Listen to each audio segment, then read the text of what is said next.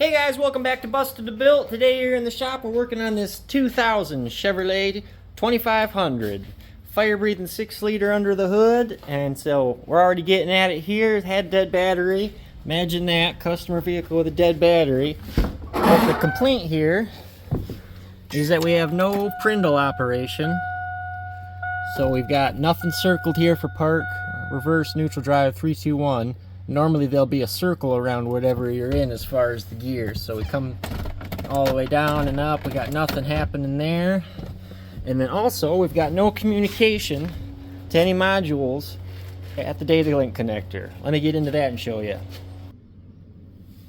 Alright, now we got her pulled up. We'll try and do a smart scan on it. See if it picks up any of these modules at all. Alright, so there she just went through her scan, and it says we are not equipped with any of these modules per the scan. We know that's not correct. It's absolutely got a powertrain system, ABS, brake control module, all that stuff. So anyways, we're not going to worry about too much of that, but we know we've got no network. So we're going to come right down here now, the data link connector, and we're going to see if we've got any kind of interruption somehow on our network. And also we'll check power and ground there, but you can see my dongle's lit up, so I already know we've got power and ground, but just good practice. We'll go through checking this guy out. Alright, so now we got our test light out, and there she is, all handy dandy. I've got my other end of the test light connected to a body ground, so basically just got the door striker hooked up. So we'll check for power here real quick. We do have power. Now we're going to check 4 and 5. Those should both be grounds. That was pin 16 that had power at it. And then 4 and 5 should both be a ground. So now I've got this end of my test light hooked up to my power. And we'll check her for a ground. Good ground. Good ground. Now pin 2 right here, that's our network. So that's going to be engine control module, ABS, yada yada. Any modules equipped on the car are coming right here so we can read them. And now we're going to check that one for a short to ground. And we got a short to ground. So that's a bright test light, every bit as bright as just a traditional ground. So our network is shorted to ground there. So now the next step is going to be to get the splice connector apart. It's right about back here, and we're going to pull that out best we can.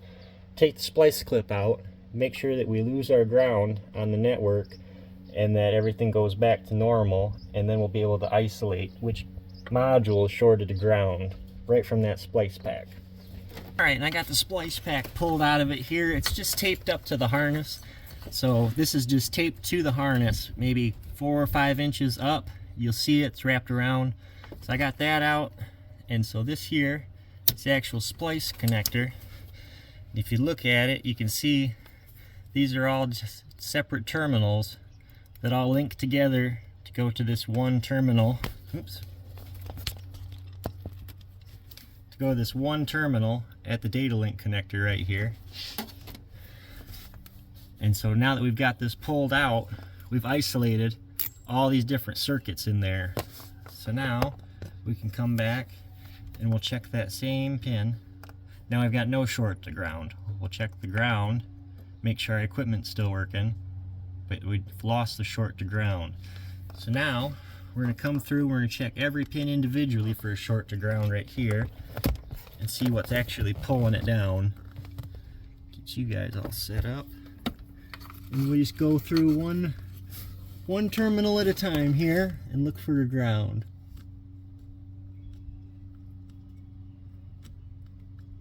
Right there. We'll check the rest of them just to be safe. So that's the 1, 2, 3, 4, 5th terminal down. And the wire color is light blue. Let's see if you guys can see that or not.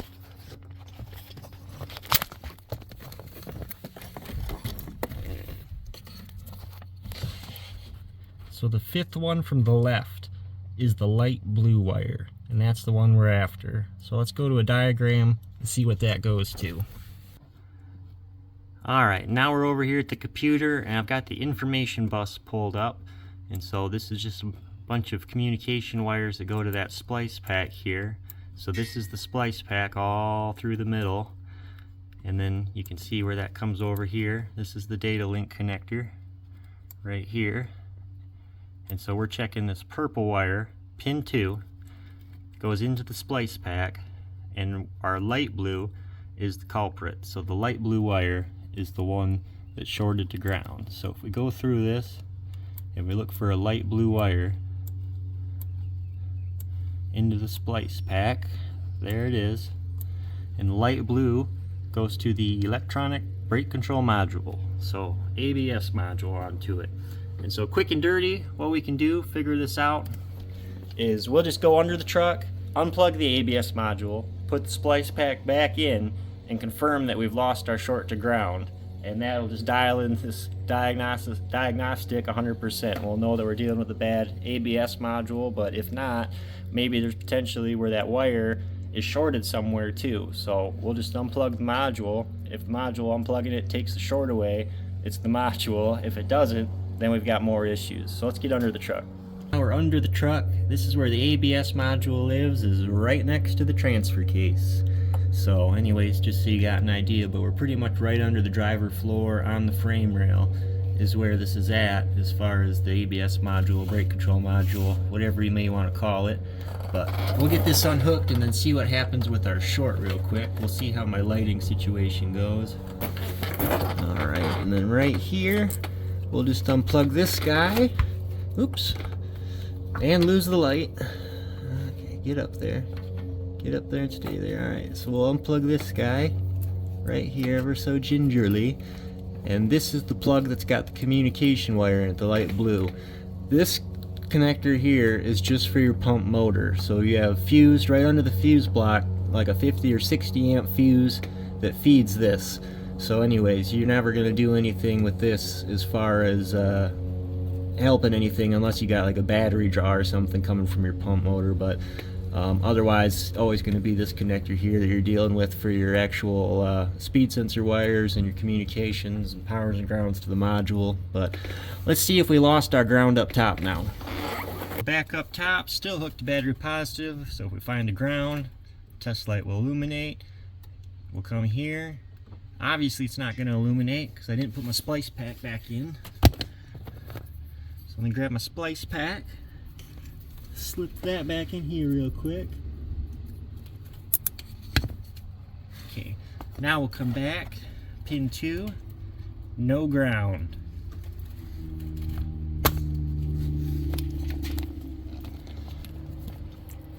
So right there we've confirmed that we were shorted to ground on the brake control module. So now we'll get up here, turn the key on, look for our Prindle operation. And there it is.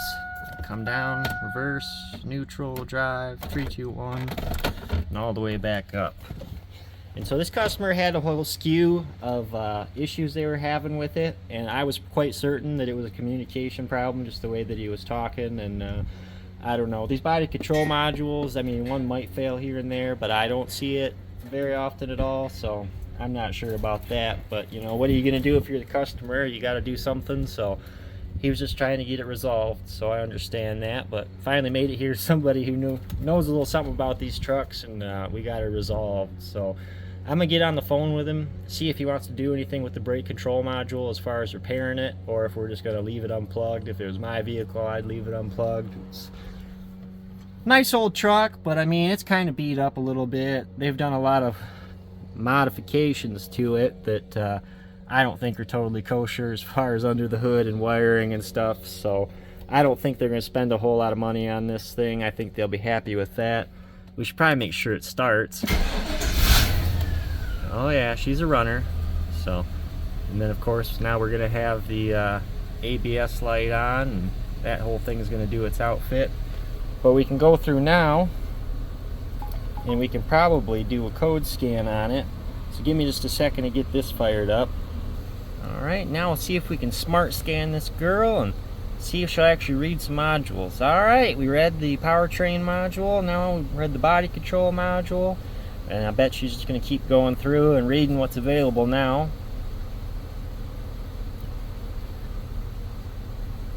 Alright, read all the modules that were available to it anyways. Go through a diagnostic plan here. So fuel level, sensor circuit high voltage. I believe it probably is, because gauge isn't working. But if you shake the truck enough or just right,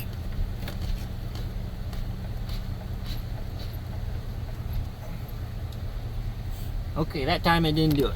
Let me try her again. There it is. Imagine that. So, yep. Anyway, give the truck a little shake and the fuel gauge will come back. And then we've got EGR valve, position sensor performance. I can give you a really quick diagnosis on that one.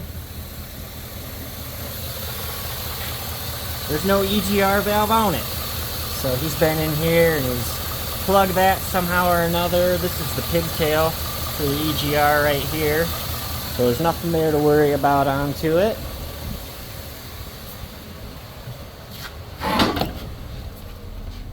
And then looking over these other ones, we've got park lamp control, passenger compartment dimming, one circuit high, lost communication with EBCM. So we've got it unplugged, so we know that's why. And these other two, I'm willing to bet it's because this guy's molested this wiring harness under the hood badly for the lights. He's got all kinds of different aftermarket lights all over this thing and stuff. So who knows what's going on with that there, but we've made the diagnosis that we've got a bad brake control module down there, pretty much affecting the way everything else works. But like I say, the symptom the customer had was the Prindle was the main one to follow, but he had some other goofy stuff that he was talking about, that, you know, the alternator wasn't charging.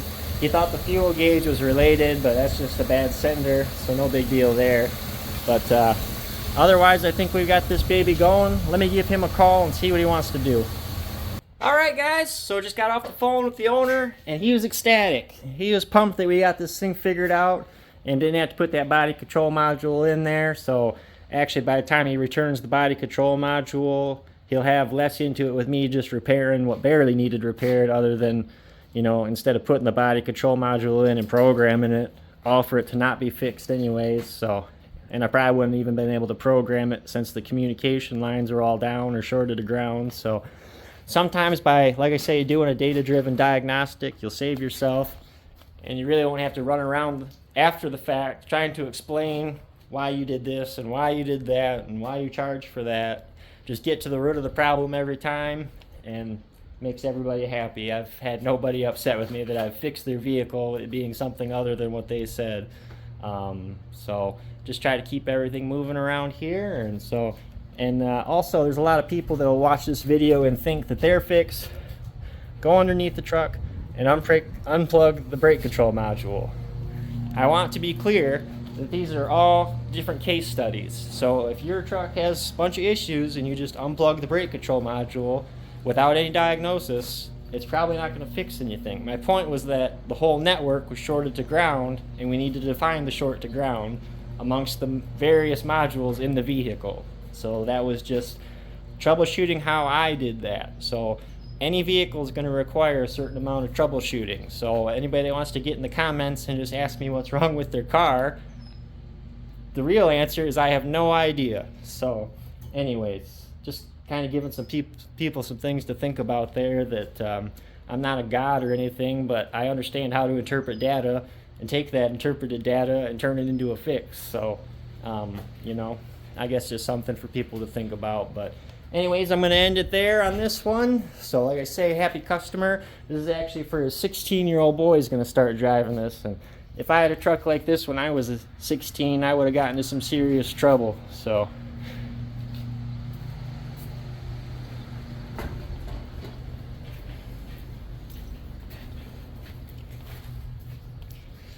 yep, so I'd like to thank everybody for sticking around, checking her out, and seeing what's going on with this pickup. And I'm sure there'll be another one in the future. If not, there'll definitely be some progress on some of the trucks around the shop here, both the turbo truck and the mud truck. So thanks, guys. We'll check you in the next one.